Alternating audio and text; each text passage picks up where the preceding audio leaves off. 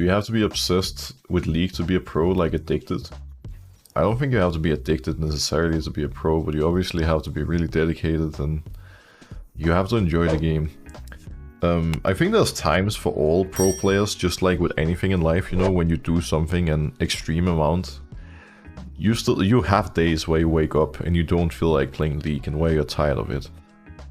There's gonna be periods like that, no matter what job you have, no matter what you do. But overall, you need a lot of motivation and you need a lot of dedication to compete as a pro player in League. I don't think you necessarily have to be addicted by any means, but there needs to be some bigger motivation within you that makes you sacrifice almost everything to compete and to try to become the best. Do you think if Fnatic don't make playoffs, they're gonna remake the whole team? They're not gonna have a choice. I think, you know, to be honest with you, if Fnatic doesn't make playoffs, they're gonna have to start from scratch. Because Fnatic, on paper, has a solid coach with a ton of experience that's been on different successful teams. And they have 5 players who coming into the split were expected to be at worst top 2, top 3 in their role. But when you watch Fnatic play, right now, they have no clue what they're doing. Not individually speaking, as a team. And that's really the problem.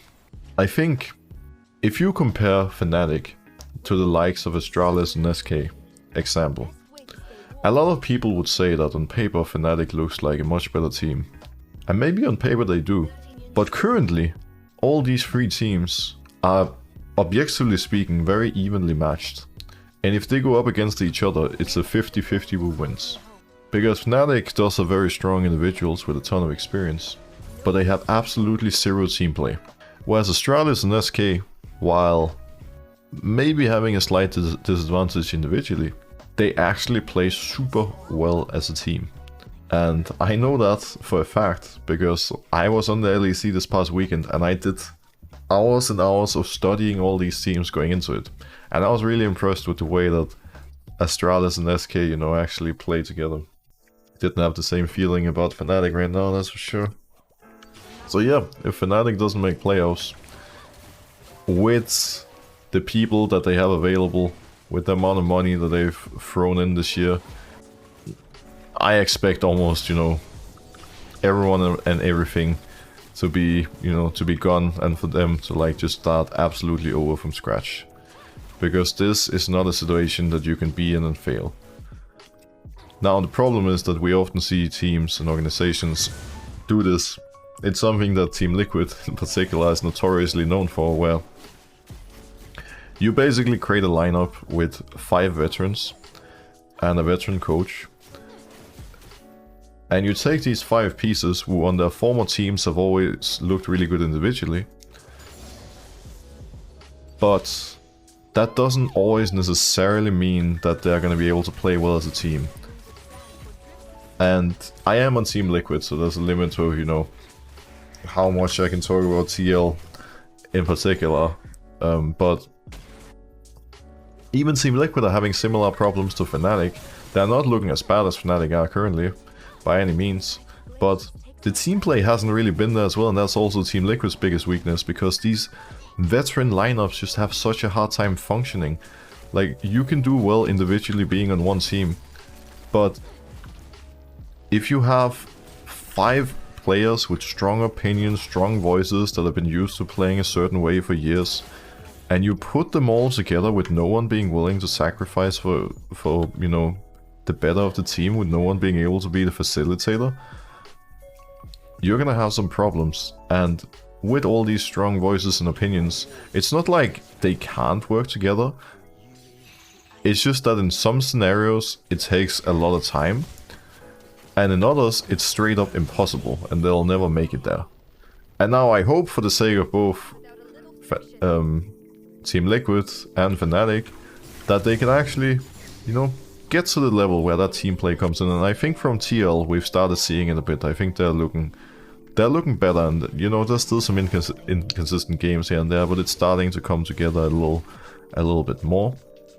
For Fnatic, you know, they lost 5 games in a row, and they just beat BDS to, you know, stop that win streak. But okay, this is gonna sound harsh, especially coming from me, but this is the truth.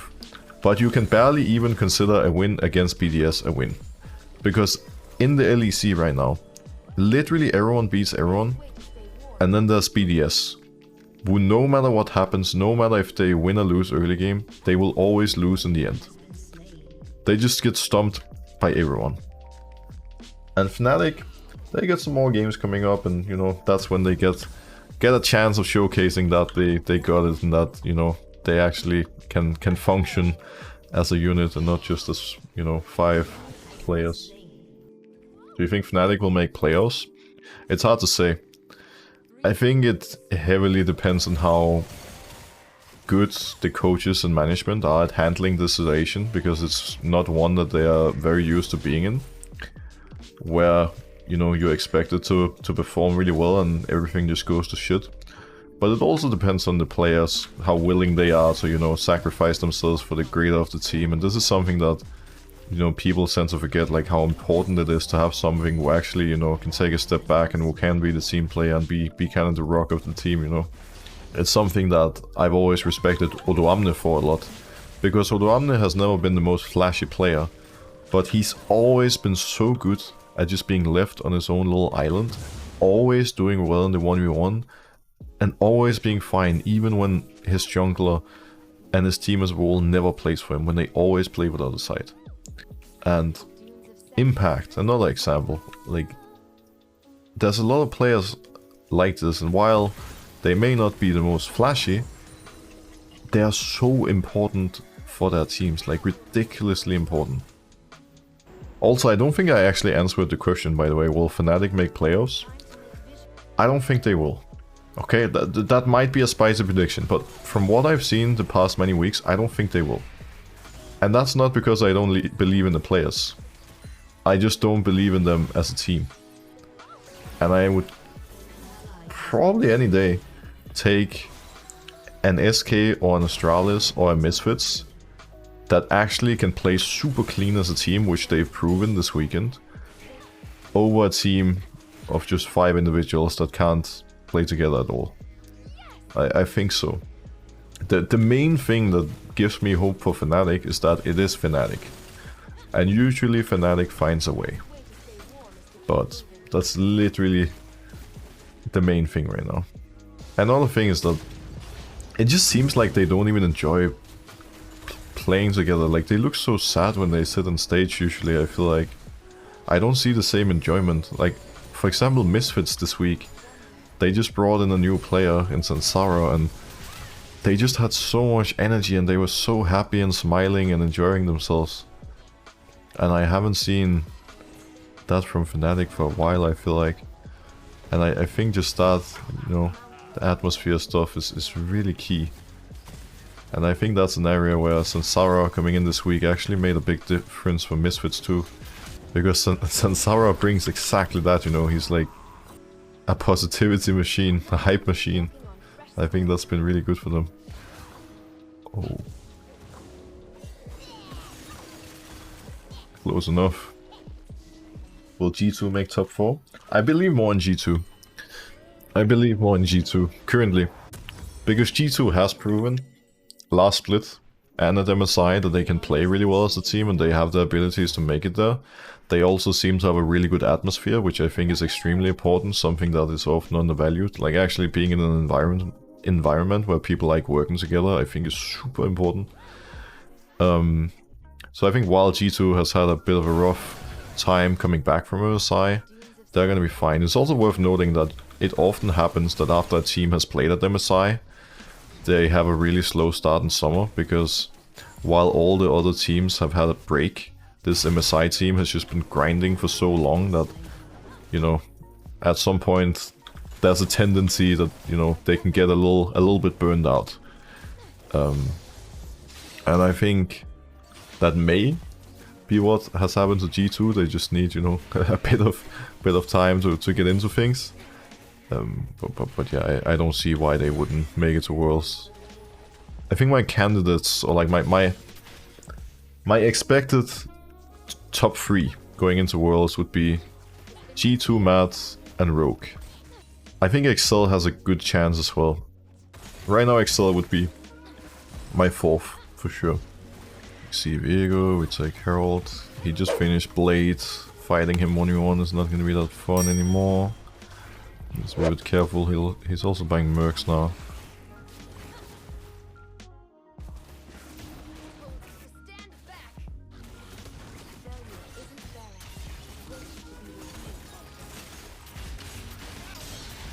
I had to smite it. I love how the 0-3 Silas just walks in and runs me over. But this is why you don't see Taliyah jungle that much. The 1v1 is really sketchy. To be fair, he did have same items as me though. He's just a laner, so while I'm 85 CS to 55, he's just as strong as I am. It's actually crazy he only has 50 CS at this point as a laner, but there it is.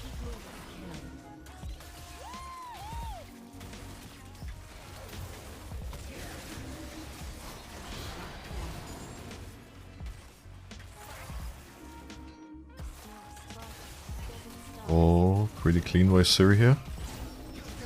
Siri is doing so much work, it's so good. They killed people around mid as well, this is really big for us.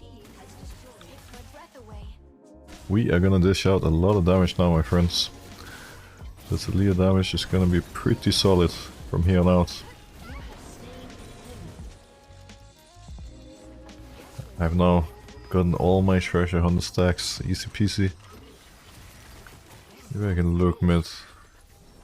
Oops. Maybe not. It's really low though. Oh my...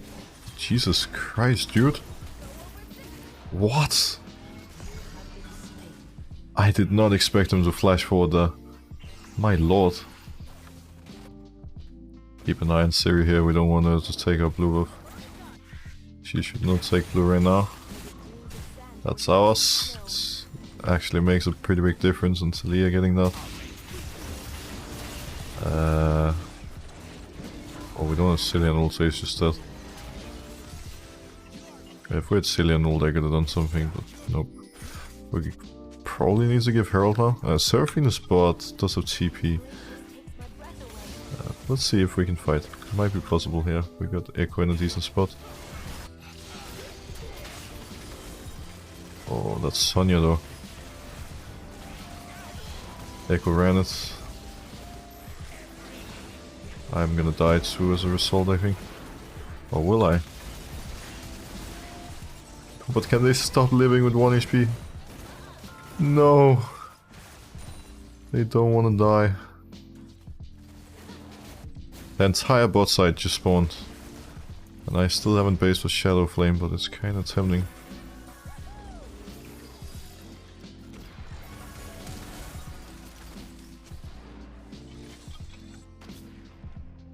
We don't really have a tank if we start Baron, that's kind of the problem here. This could be a play.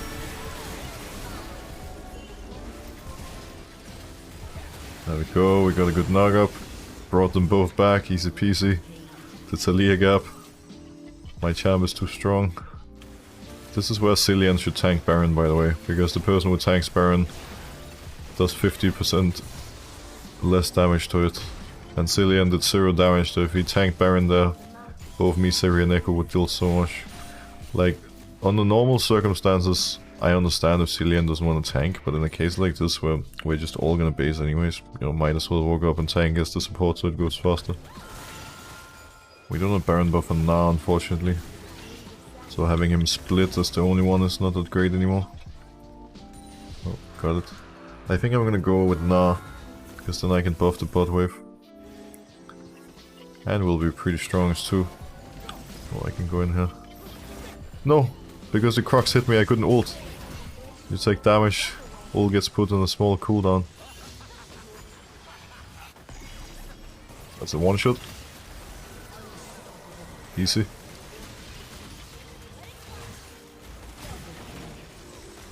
Easy peasy. No, this champ is fun. I like Taliyah. Cool champ. This game was great because we got such a nice start too. It's good fit right away. It's another one. Every W is just a free kill at this point.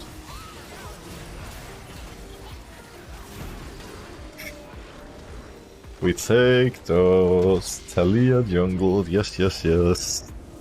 Very nice, very fun. Very, very nice. Taliyah jungle is broken. I don't think I would call it broken. But it's good. It's a good pick. It's definitely a good pick. That much we can agree on. Broken, yeah, it does have certain weaknesses, especially in the early game.